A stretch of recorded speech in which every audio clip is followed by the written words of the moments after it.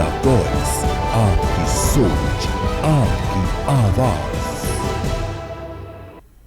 नमस्कार, India voice देख रहे हैं आप और मैं हूं आपके साथ प्रज्ञा मिश्रा। बुलेटिन की शुरुआत करेंगे बड़ी और अहम खबर के साथ। तो सबसे पहले बात कर लेते हैं कानपुर में गुरुदेव चौराहे पर लगी एक होर्डिंग ने सियासी हलचल तेज कर दी है, जिसमें सीएम योगी आदित्यनाथ को प्रधानमंत्री बनाने की मांग उठाई गई है। ये पोस्टर बीजेपी कार्यकर्ता जितेंद्र गौड़ द्वारा लगाया गया है।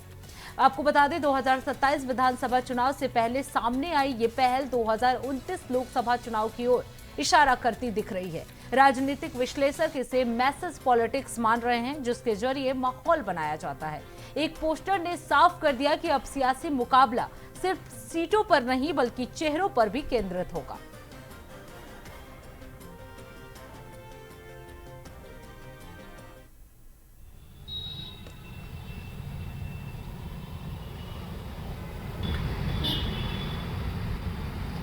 उत्तर प्रदेश में अगली साल यानी 2027 में विधानसभा के चुनाव होंगे, लेकिन कानपुर में अभी से लोकसभा के चुनाव की तैयारियों जैसी तस्वीर दिखने लगी है। दरअसल कानपुर में एक होल्डिंग इन दिनों चर्चा का केंद्र बन गई है। इस वक्त हम मौजूद हैं गुरुदेव चौराहे पे। हमारे पीछे आप ये जो होल्डिंग देख रहे हैं, इसमें लिखा है प्रधानमंत्री होंगे अगली बार। योगी आदित्यनाथ की फोटो लगी है। इस होल्डिंग को जितेंद्र गौड़, जो कि भारतीय जनता पार्टी के जिला उपाध्यक्ष हैं, उन्होंने लगवाया है। इस तरीके की जो है 3-4 होल्डिंगें गुरुदेव चौराहे पर लगी हैं। दरअसल कानपुर में 2027 विधानसभा चुनाव से पहले ही सियासी माहौल गर्म दिख रहा है। गुरुदेव चौराहे पर लगी इस होल्डिंग ने चर्चा तेज कर दी है, जिसमें योगी आदित्यनाथ को प्रधानमंत्री बनाने की बात कही गई है। इस होल्डिंग को राजनीतिक संदेश और भविष्य की राजनीति के तौर पर देखा जा रहा है, जो आने वाले चुनावी समीकरणों की ओर इशारा करता है। आपको बता दें कि 3 से 4 होल्डिंगें लगाई गई हैं इस तरीके की, जिसमें साफ तौर पर लिखा है योगी आदित्यनाथ की फोटो लगी है और लिखा है प्रधानमंत्री होंगे अगली बार। तो कहीं ना कहीं भारतीय जनता पार्टी के कार्यकर्ताओं में चुनाव को लेकर उत्साह देखने को मिल रहा है। बहरहाल ये जो होल्डिंग है इन दिनों चर्चा का केंद्र है और लोग तरह तरह की बातें भी कर रहे हैं। कानपुर से कौस्तुभ मिश्रा, इंडिया। अब रुक कर लेते हैं अगली खबर की। गाजीपुर में सांसद अफजाल अंसारी ने बढ़ती महंगाई और आर्थिक तंगी पर चिंता जताई है। उन्होंने कहा कि आम जनता पर बढ़ते खर्च का भारी असर पड़ रहा है और सरकार की नीतियां जनता के लिए राहत नहीं ला रही हैं। इसके अलावा अंसारी ने सरकारी छापेमारी के खिलाफ भी आरोप लगाए हैं और इसे राजनीतिक दबाव बनाने वाला बताया। सांसद का कहना है कि इस तरह की कार्रवाई से व्यवसायियों और आम लोगों में असमंजस और डर फैलता है। मामला अब राजनीतिक चर्चा का विषय बन गया है। उस सिलेंडर को घुमा के बाहर फेंक दिए लोग और अब लकड़ी के चूल्हे पे रोटी बना रहे हैं। एक तरफ आप कहेंगे कि हम बहुत विकास कर रहे हैं, और जब विकास गिनाने की बात आएगी तो आप कहेंगे कि 2047 में देश को विकसित भारत बना देंगे। क्यों ऐसा कहते हैं? इसलिए आप कहते हैं कि आपके पास गिनाने के लिए कुछ है नहीं, तो टाल दो। टालो भी तो इतने दिन के लिए टाल दो। 2047 कहें भैया, तो 1947 में आजाद भइली जा और 2047 में विकसित राष्ट्र बनी, तो 100 बरस चाहिए नहीं कि बनावे खातिर। तब अब इंतजार करो जा। 2047 में मोदी जी जीवित रहेंगे, हम तो नहीं रहेंगे। हम समझते हैं कि वर्तमान व्यवस्था में जो सक्रिय लोग हैं, इनमें से अधिकांश लोग नहीं रहेंगे। आज ये 2047 किसको झुंझुना थमा रहे, किसको बेवकूफ बना रहे? जनता बिल्कुल ऊब चुकी है इन लोगों से, इनके झूठ से। इनके अधिकारी इनके काबू में नहीं है। भ्रष्टाचार इस सीमा तक है कि अब पूछिए मत। आए दिन देख रहे हैं आप, छापा पड़ जा रहा है। अभी एक छापा पड़ा था, एक दिन तो 2 दिन न्यूज चली, जितने दिन तक छापा चलता रहा। अब कहीं उस न्यूज का पता नहीं है। अब रुक कर लेते हैं अगली खबर की। खबर उत्तर प्रदेश के मिर्जापुर से है, जहां प्रदेश के डीजीपी राजीव कृष्ण ने जोन स्तरीय अपराध समीक्षा बैठक की है। इस अहम बैठक में वाराणसी जोन, विंध्याचल रेंज के वरिष्ठ पुलिस अधिकारी भी शामिल हुए। आपको बता दें, बैठक में प्रदेश में कानून व्यवस्था को और मजबूत बनाने को लेकर कई महत्वपूर्ण निर्देश भी दिए गए। डीजीपी ने खास तौर पर गौ तस्करी और संगठित अपराध पर सख्त कार्रवाई करने के निर्देश दिए। इसके साथ ही अपराध नियंत्रण के लिए यक्ष ऐप के इस्तेमाल की भी समीक्षा की गई। महिलाओं की सुरक्षा को लेकर भी बैठक में विशेष जोर दिया गया। विशेष सख्ती के तहत चलाए जा रहे अभियानों को और प्रभावी बनाने के निर्देश दिए गए। साथ ही बढ़ते साइबर अपराध को रोकने की जागरूकता अभियान तेज करने पर भी चर्चा हुई। पुलिस अधिकारियों को ई साक्ष्य के बेहतर इस्तेमाल के निर्देश दिए गए ताकि मामलों की जांच और मजबूत हो सके। इसके साथ ही जनता से जुड़े मुद्दों पर भी फोकस करते हुए डीजीपी ने कहा कि जन शिकायतों का त्वरित निस्तारण सुनिश्चित किया जाए और आम लोगों के साथ पुलिस का व्यवहार संवेदनशील और जिम्मेदार होना चाहिए। साफ है कि उत्तर प्रदेश पुलिस अब अपराध के खिलाफ जीरो टॉलरेंस नीति पर काम कर रही है।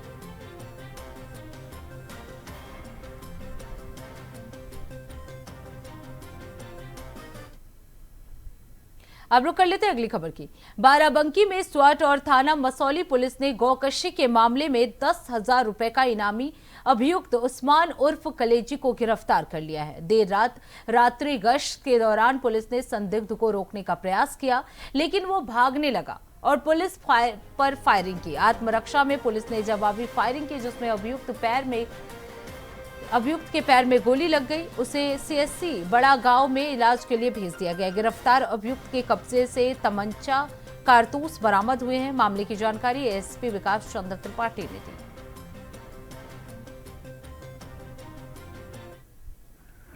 ये विगत में अभी कुछ दिन पूर्व मसौली थाना क्षेत्र में एक घटना रिपोर्ट हुई थी, जिसमें एक व्यक्ति के कुछ पशु उनके घर से गायब हुए थे। बाद में उस पशु के कुछ अवशेष गांव के बाहर मिले। उक्त घटना की तत्काल एफआईआर पंजीकृत कर थाना मसौली पे उसकी इन्वेस्टिगेशन शुरू की गई। उसमें कुछ अभियुक्तों के नाम प्रकाश में आए। उसके आधार पर एक अभियुक्त की गिरफ्तारी की गई और घटना का खुलासा हुआ।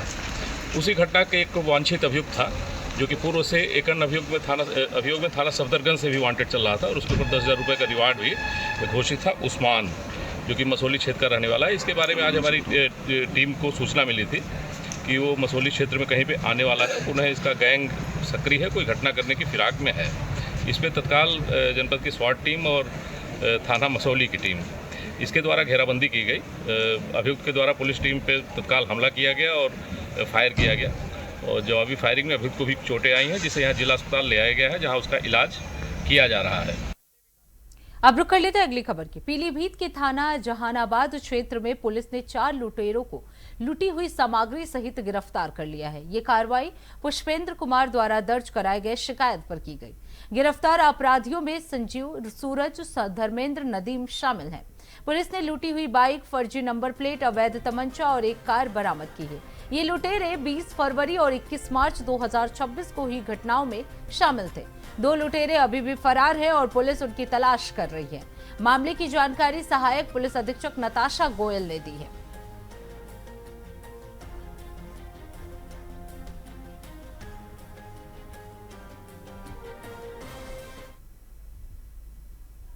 अब रुक कर लेते हैं अगली खबर की। अलीगढ़ के थाना लोधा क्षेत्र के डिक्सी गांव में 2 समुदायों के बीच विवाद ने हिंसक रूप ले लिया। बताया जा रहा है कि शराब पीने को लेकर शुरू हुआ झगड़ा देखते ही देखते मारपीट में बदल गया। दोनों पक्षों के बीच जमकर संघर्ष हुआ, जिसमें कई लोग घायल हो गए।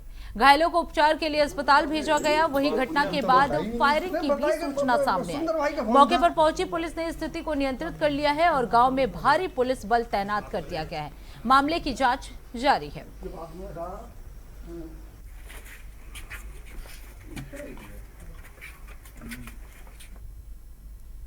तो फिलहाल रुकते एक छोटे से ब्रेक के लिए। ब्रेक के बाद जल्द लौटेंगे। देखते रहिए इंडिया वॉइस।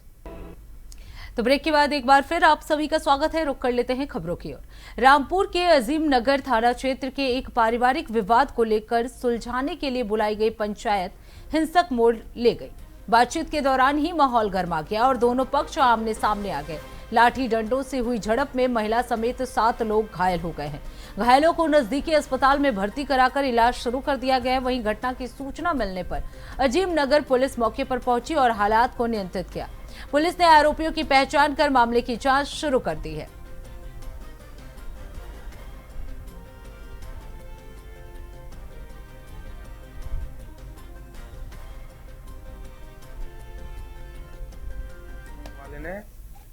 दवाइयाँ खिलाई, दवाइयों से किडनी खराब हो गई। किडनी खराब होने पे इसका घरवाला हमारे घर पे छोड़ गया लड़की को। हम इसका इलाज करा रहे थे, बीच कुछ सही हो जाती थी तो चली आती थी। इसकी कोई खुशी हुई तो खुशी के लिए मतलब हमने ऑपरेशन कराया इसका। सफाई वफाई कराई। फिर वो बोल रहे हैं वो कि मतलब इसका ये हमारा नहीं है, तो इसके लिए हम पूछ रहे थे भाई तुम्हें कैसे बताओ, तो बोले घर पर आ जाओ, घर पर हो जाएगी बात बैठ के 4 आदमियों में। जैसे हम घर में घुसे, 2 एक बातें हुई, गेट बंद करा और पूरे खानदान ने हमें मारा। रिश्तेदार भी है आपस में। वो हम 5 भाई थे, एक हमारे वालिद थे और एक हमारी बहन थी, यही थे। ये हम 4-5 लोग घायल हैं। ये बजावाला अजीमनगर थाना। जी जी, अभी तो खाली तहरील दी है, अब जाएगा मतलब ये दूसरी शादी के लिए भी जवाब डाल रहा वो उनपे। हाँ, महिलाएं हमारी भाभी को मारा, एक ही है अभी, और हमारी बहन को मारा, वो उसके पेट में दर्द हो रहा अभी। अब रुक कर लेते हैं अगली खबर की। खबर हमीरपुर से है, जहां दबंगई की एक खौफनाक घटना ने कानून व्यवस्था पर सवाल खड़े कर दिए हैं। मामला चिकासी थाना क्षेत्र के चंदवाड़ी डांडा गांव का है, जहां गांव के 3 भाइयों पर युवक हृदयेश को बेरहमी से पीटने का आरोप बताया गया है। बताया जा रहा है कि आरोपियों ने युवक को लाठी, डंडों और लोहे के पाइप से जमकर पीटा। जब परिजन बचाने पहुंचे तो उन्हें भी नहीं बख्शा गया और उनके साथ भी मारपीट की गई। इतना ही नहीं, आरोप है कि दबंग गाली गलौज करते हुए युवक को जबरन कार में डालकर ले गए और गांव में कुछ ही दूरी पर ले जाकर दोबारा मारपीट करने के बाद उसे छोड़ दिया। पीड़ित पक्ष का कहना है कि आरोपियों ने थाने में शिकायत कराने पर जान से मारने की धमकी भी दी है। पीड़ित परिवार ने चिकासी थाना क्षेत्र में तहरीर देकर न्याय की गुहार लगाई है, लेकिन गंभीर आरोप ये है कि शिकायत देने के बाद पीड़ित को ही थाने में बैठा लिया गया है। फिलहाल इस पूरे मामले में पुलिस की भूमिका पर सवाल उठ रहे हैं। अब देखना होगा कि आरोपियों पर क्या कार्रवाई होती है और पीड़ित को कब तक न्याय मिलता है।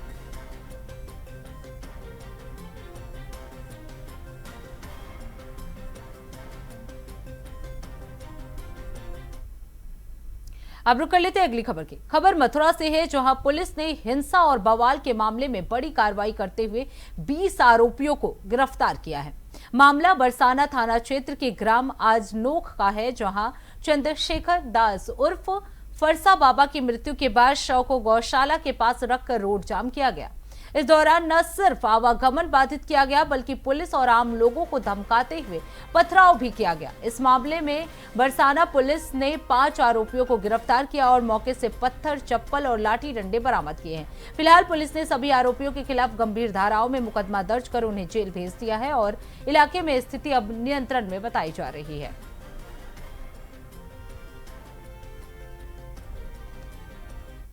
थाना कोसी में एक दुखद सड़क दुर्घटना हुई थी, जिसमें एक चंद्रशेखर महाराज फरसा वाले बाबा जी हैं, उनको एक शक के आधार पर एक कंटेनर जो कि जा रहा था, उसमें उनको शक था कि गोवंशी पशु हैं, तो उनके द्वारा उसको रोका गया था। और कोहरा होने के कारण पीछे से एक ट्रक आया जो कि उसमें हिट किया, जिसमें उनकी दुखद मृत्यु हो गई थी। इस घटना को लेकर कुछ अफवाहें फैलाई गई और जो वहां पर जो लोग थे, उन लोगों के द्वारा 100 को ला करके छाता राष्ट्रीय राजमार्ग को ब्लॉक कर दिया गया।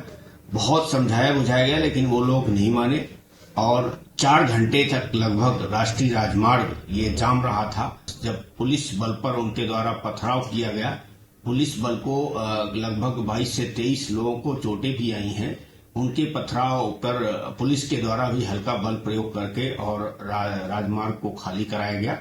इसमें गंभीर धाराओं में अभियोग पंजीकृत कर लिया गया है, जिसमें अब तक कुल 15 लोगों को जेल भेजा जा चुका है और इसके अतिरिक्त 8 लोग अभी और चिन्हित हो गए हैं। कुल 23 लोग चिन्हित हैं और 200-250 लोग और अज्ञात, जिनके द्वारा पथराव और फायरिंग इत्यादि की घटना पुलिस बल पे की गई थी, उनको चिन्हित किया जा रहा है। अब रुक कर लेते अगली खबर की। प्रयागराज के आलोप शंकरी मंदिर के बाहर स्थित एक दुकान में अचानक आग लगने से हड़कंप मच गया। आपको बता दें, प्रारंभिक आशंका शॉर्ट सर्किट की जताई जा रही है। देखते ही देखते आग ने विकराल रूप ले लिया और दुकान के अंदर रखा सारा सामान जलकर राख हो गया है। मौके पर मौजूद लोगों ने तुरंत फायर ब्रिगेड को सूचना दी, जिसके बाद टीम ने कड़ी मशक्कत के बाद आग पर काबू पाया। घटना के दौरान इलाके में अफरा तफरी का माहौल रहा। हालांकि किसी के हताहत होने की सूचना नहीं है। प्रशासन मामले की जांच पड़ताल में जुटा हुआ है।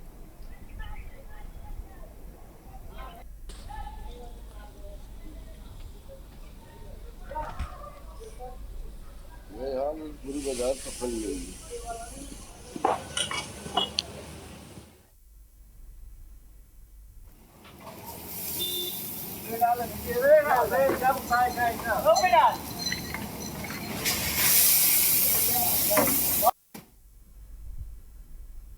अब रुक कर लेते अगली खबर की। जौनपुर में पुलिस और गौ तस्करों के बीच मुठभेड़ में 25,000 का इनामी बदमाश आरिफ घायल हो गया है। थाना मीरगंज और मछली शहर पुलिस की संयुक्त टीम चेकिंग कर रही थी, तभी बदमाशों ने फायरिंग शुरू कर दी। जवाबी कार्रवाई में आरिफ के पैर में गोली लगी और उसे गिरफ्तार कर लिया गया, जबकि उसका साथी फरार हो गया है। आरोपी के पास से तमंचा, जिंदा कारतूस, खोखा और बाइक बरामद हुई है। पुलिस ने घायल को अस्पताल में भर्ती कराया है और फरार आरोपी की तलाश जारी है।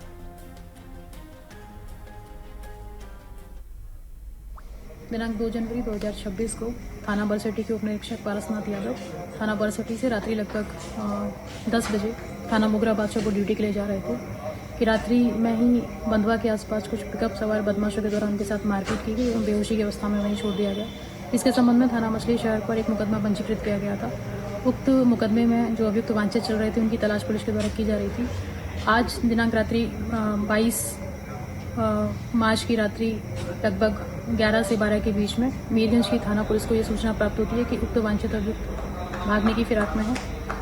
थाना मीरगंज के द्वारा थाना मछली शहर को सूचित किया गया और दोनों ही थानों की पुलिस के द्वारा उक्त अभियुक्त की घेराबंदी के लिए प्रयास किया गया।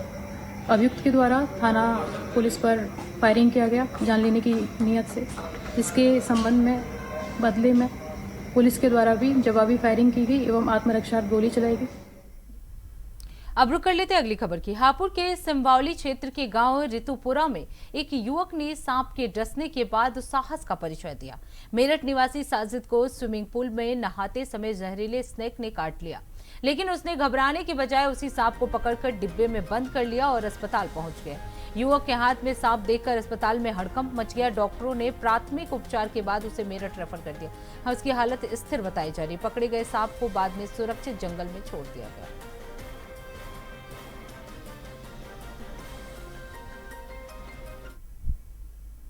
अब रुक कर लेते हैं अगली खबर की। बरेली में कानून व्यवस्था को लेकर एसएसपी अनुराग आर्या ने बड़ी कार्रवाई करते हुए 7 पुलिसकर्मियों को निलंबित कर दिया है।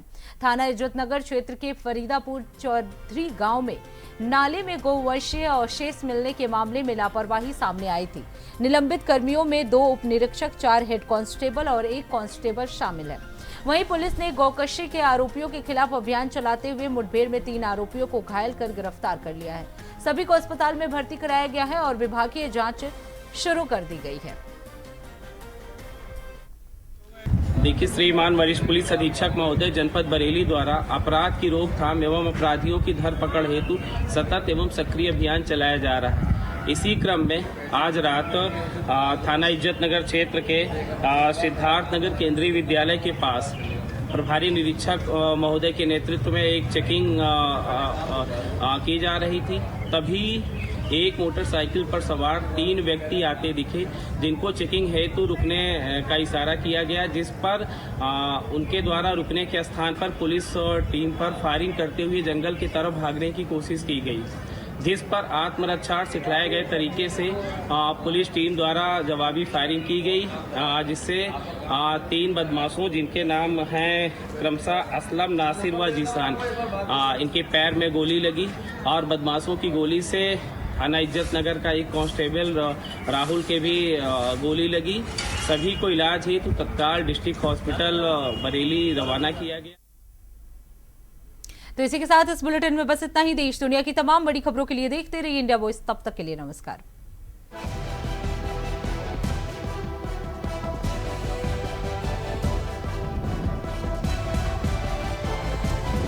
इंडिया वॉइस, आपकी सोच, आपकी आवाज।